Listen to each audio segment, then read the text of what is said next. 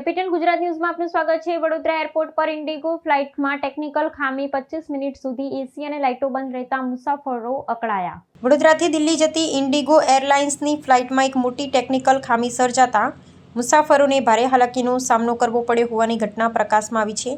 Vadodara airport પર ઊભેલી ફ્લાઇટમાં અચાનક વીજ પુરવઠો ખોરવાઈ જતા એર કન્ડિશનર અને લાઇટો સંપૂર્ણપણે બંધ થઈ ગઈ હતી।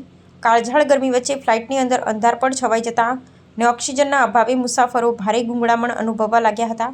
પ્રાપ્ત વિગત અનુસાર આ ઘટના ઇન્ડિગોની ફ્લાઇટ નંબર 6E657માં ઘટી હતી।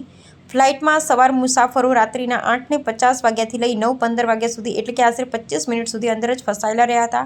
બંધ કેબિનમાં અસહ્ય બફારાના કારણે અકળાયેલા મુસાફરો રાહત મેળવવા માટે પોતાના હાથમાં રહેલા પુઠ્ઠા ફાઇલ અને ન્યૂઝપેપર વડે પવન ખાવા નાખવા મજબૂર બન્યા હતા। ફ્લાઇટની અંદર સર્જાયેલી આ ગંભીર પરિસ્થિતિનો વિડીયો કેટલાક મુસાફરો દ્વારા પોતાના મોબાઈલમાં કેદ કરવામાં આવ્યો છે। હાલ સોશિયલ મીડિયા પર વાયરલ થઈ રહ્યો છે।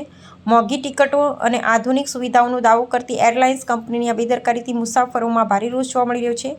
નાગરિક ઉડ્ડયન મંત્રાલય દ્વારા આવી ઘટનાઓનું સંજ્ઞાન થઈ એરલાઇન્સ સામે કડક કાર્યવાહી કરવામાં આવે તેવી માંગ ઉઠી રહી છે।